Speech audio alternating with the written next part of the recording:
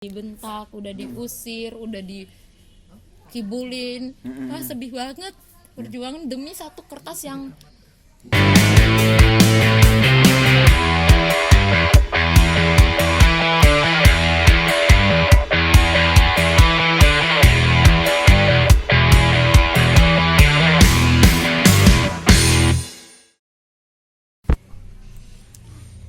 Halo, assalamualaikum warahmatullahi wabarakatuh.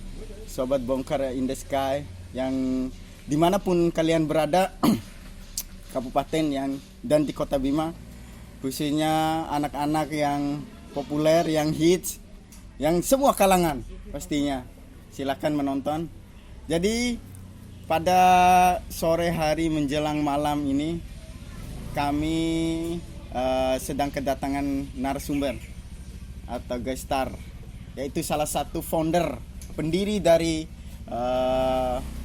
gerakan atau komunitas Bojo Itu Buku. Langsung saja di samping saya ada Devi Andriani. Devi Andriani. Oke. ya, Biasa dipanggil Devi. Oke, Devi. Kirain biasa dipanggil Anggri. Bird. Iya.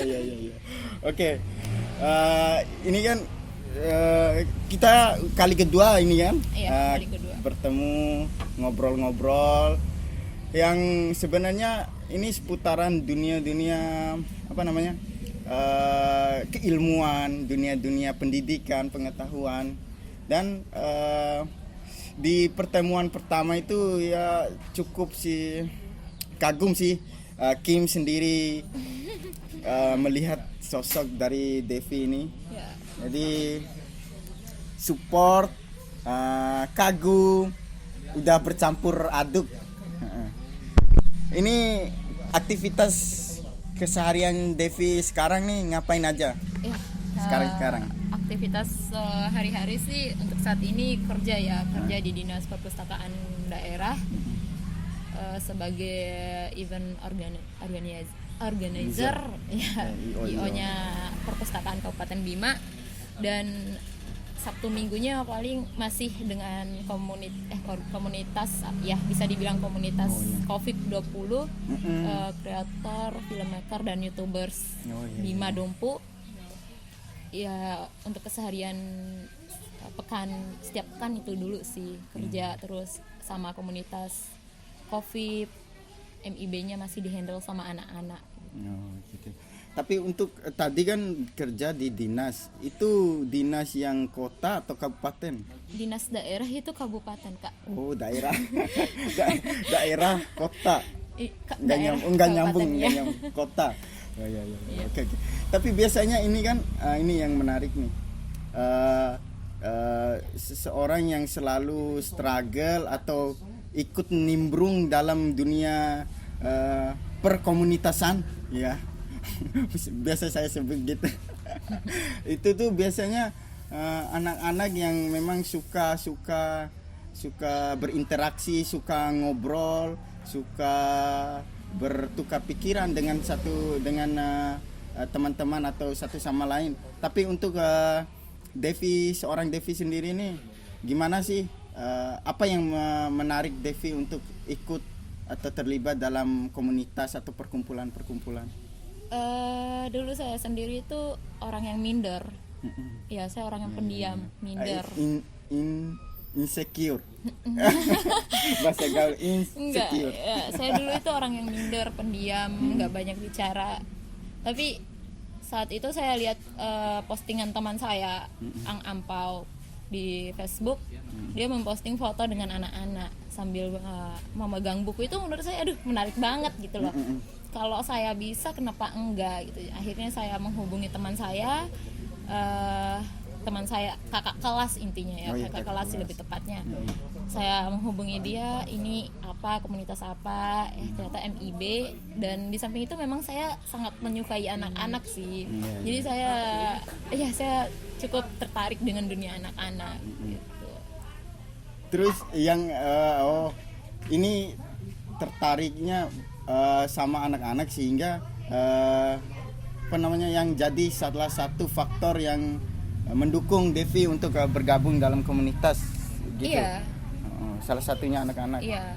Tapi ini untuk komunitas sendiri nih udah seberapa banyak sih komunitas atau perkumpulan yang Devi ikuti Oh, sejauh ini? kalau untuk organisasi yang pernah saya ikutin untuk sejauh ini, aduh berapa ya?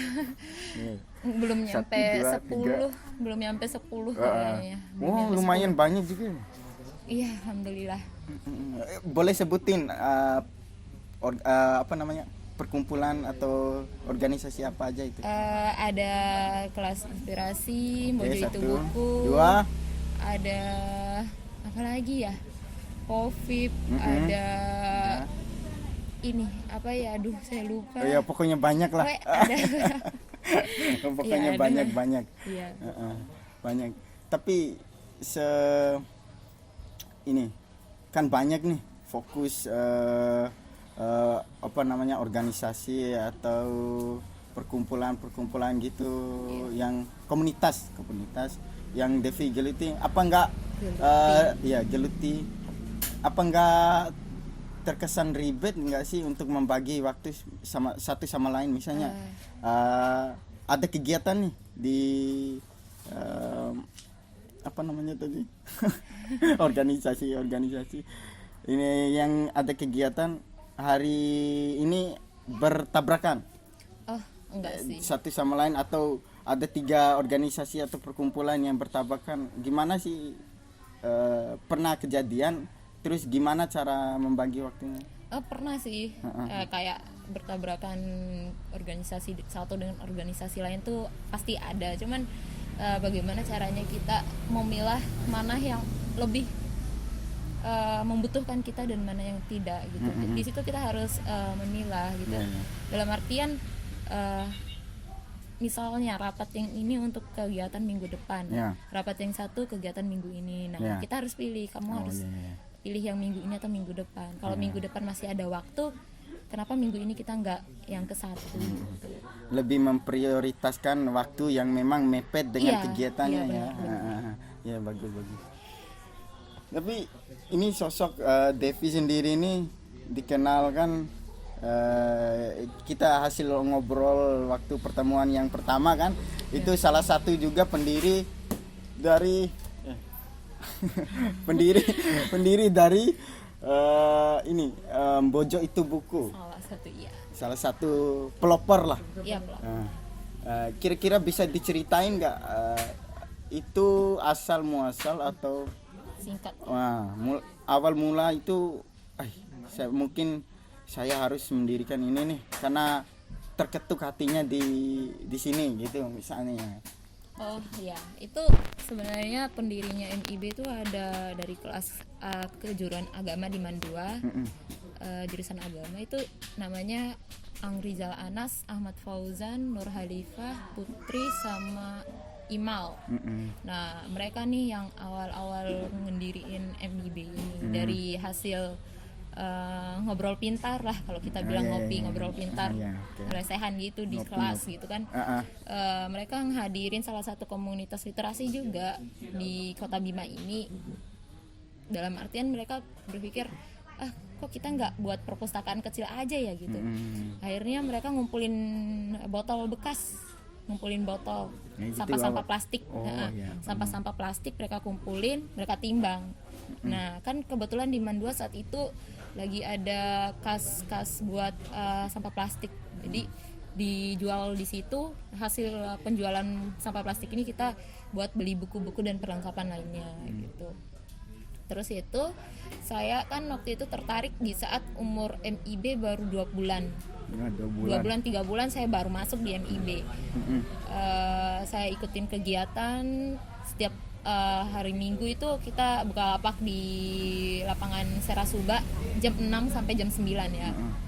Itu jualan apa aja? Enggak jualan. Oh, buka lapak. Itu buka lapak gratis. Maksudnya buka lapak baca buku gratis gitu di Serasuba. Kirain buka lapak yang sono. Enggak.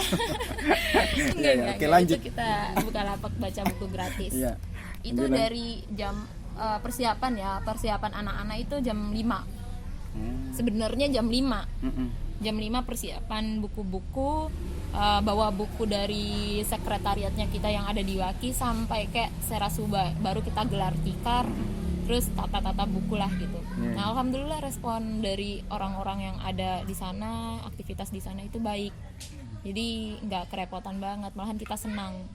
Bahkan anak-anak yang datang ngebaca itu sengaja bawa PR-nya untuk kita kerjain.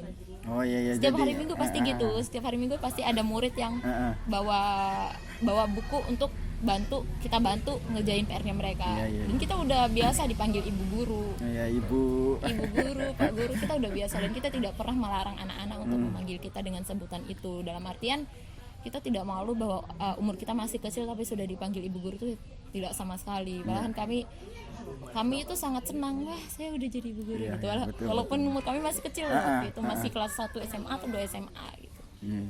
Jadi kayak gitu sih. Tapi ini kan sempat kan beberapa cerita yang waktu kita ketemu pertama itu sampai ngajar ke pelosok-pelosok, terus sih sampai yang memang ke daerah yang memang jauh dari pemukiman padat penduduk atau jauh ke pedalaman lah. Ya itu kesan-kesan dalam melakukan kegiatan yang jauh di pedalaman gitu, gimana sih? Kalau untuk membicarakan tentang perjalanan jauh kami mengajar ya, apa ya, nggak tahu sih, mungkin kegilaan anak-anak dari jalan-jalan ya, nggak ada sama sekali pikiran jauh capek, itu nggak ada, murni dalam pikiran kami datang ke sana mengajar, memberi ilmu, berbuat baik, amal yang kami cari. Jadi ya yang kayak gitu, nggak ada yang fun aja lah. Senang-senang. Kita senang-senang aja, nggak ada yang kami bawa repot, ribet tuh nggak ada. Dan dari situ juga kita, mohon maaf nih, kita nggak ada dana dari siapapun, nggak ada. Itu dari pribadi. Mau perjalanan sejauh apapun itu dari pribadi kami. Dari pribadi uang komunitas kami, dari pribadi uang kas kami, dari pribadi uang sakunya kami. Itu anak-anak nggak ada yang berpikir, wah uang saya habis di sini cuma karena jalan-jalan ngajar ini doang, nggak penting gitu.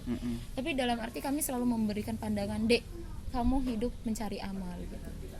Kalau kamu masuk komunitas ini untuk cari nama, mohon maaf, jangan.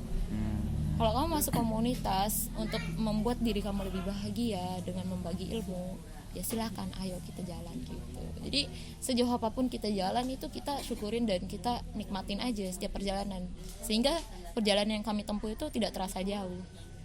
Paling jauh kita ke Langgudu, Desa Kangga. Langgudu, Desa Kangga. Itu di mana? Sape? Karumbu, lewatin Karumbu, Kecamatan Langgudu sih. Sana. Terus paling jauh Bajo Pulau, kita nyebrang pernah. Itu sambutan dari anak-anak, ya alhamdulillah buat kami itu puas gitu. Ya. Kami misalnya mereka baru antusias banget. Ini kita baru turun dari motor nih. Kak Devi. Jadi kita tuh kesana nggak cuma sekali, kadang 2 kali gitu. Udah sampai 2-3 kali. Iya, ini ada cerita yang paling menarik banget. Iya, itu yang. Ya, saat ngajar di Kecamatan Lambu, tepatnya di desa ini Hidirasa, Kecamatan Lambu, desa Hidirasa kalau nggak salah, iya. Yang Mangga dalam itu paling ujung lagi. Itu kita ngelilingin dam Sumi, baru bisa nyampe di situ. Kita di perjalanan hampir 3 jam, 3 jam setengah. Karena di sana kebetulan paman saya kepala sekolah, jadi kita nginap. Dan yang bikin ngerinya itu, kita datang di saat baru saja kejadian 7 hari pembunuhan di depan rumah paman saya. Ya, pembunuhan itu dipotong tuh tangannya, dipotong, dibacok, pokoknya ya Allah, kejadian yang sangat membuat tragis lah. Iya, membuat anak-anak itu, aduh gimana gitu loh. Anak-anak hidup di lingkungan yang mentalnya nggak baik gitu, psikologinya nggak baik, lingkungan yang keras. Iya banget gitu. Jadi ya kita dalam arti, kamu kalau udah niat ke sana takut nggak sih gitu. Dalam hati memang kita takut dihantuin, takut di gimanain, tapi ya bismillah aja gitu. Itu kita rapat dari abis makan malam sampai jam 12 jam 1 belum kelar. Karena kita persiapan nih permainan buat anak-anak apa, permainan puzzle, permainan lempar tanya jawab. Jadi di situ kita kerja keras, saya dengan teman rekan-rekan saya tuh bilang, wah kalau kayak gini kita besok bakalan terkuras nih tenaganya, udah kita istirahat dulu gitu. Sepanjang malam, waduh, nangis darah itu bikin kita merinding banget gitu. Tapi alhamdulillahnya kita kuat iman. Saking apa namanya kebayang Iya, takut ini. Baru 7 hari loh. Kejadiannya baru 7 hari pembunuhan. Aduh. Memang udah perjalanan jauh disuguhin cerita yang kayak gitu. Mau pulang juga nanggung. Ya, terus sebulan sebelum itu ada pembunuhan lagi, perempuan yang diperkosa terus disiram dengan air keras. Baru ditemuin di sekolah yang kami bakal ngajar itu. Jadi setiap bulan tuh pasti aja ada kejadiannya. Makanya kami ya walaupun jauh kita tetap pergi karena anak-anak di sana butuh kami gitu. Iya. Ikhtiar aja, tawakal. Ya, dan kami juga enggak, kan biasanya ilmu itu bertahan 3 jam, 4 jam gitu. Di sana kami tidak kayak gitu. Di sana kami cara ngajarnya itu belajar sambil edukasi. Edukasi dalam artian kami gerakan edukasi ada, terus kami menitipkan anak ada. Menitipkan anak dalam arti kami melahirkan anak dan mereka yang membesarkannya. Oh Ya, iya. Ada ibu orang asuh yang gitu. yang melanjuti juga Iya, di sana gitu. nanti kegiatan-kegiatannya Iya, seperti ini. Iya, tetap kayak gitu supaya anak-anak ini tidak berhenti di sini aja gitu. Tidak berhenti di kami datang ngajar terus ilmu itu bakalan berhenti Iya. 4-5 jam enggak gitu. Stop di sini habis enggak itu. stuck di situ aja. Kalian pulang ya udah kelar. Iya, enggak, makanya kami menitipkan anak, ibaratkan kami melahirkan anak dan diambil oleh ibu asuh gitu. Diangkat. Jadi kami juga nggak mungkin setiap minggu ke sana untuk kontrol. Jadi makanya kami buat Jarak kan, jarak. Iya, jarak sih. Makanya kami buat salah satu kelompok biar ini berkembang gitu sih. Tetap jalan walaupun tidak kalian langsung yang Iya, menghandle. Benar.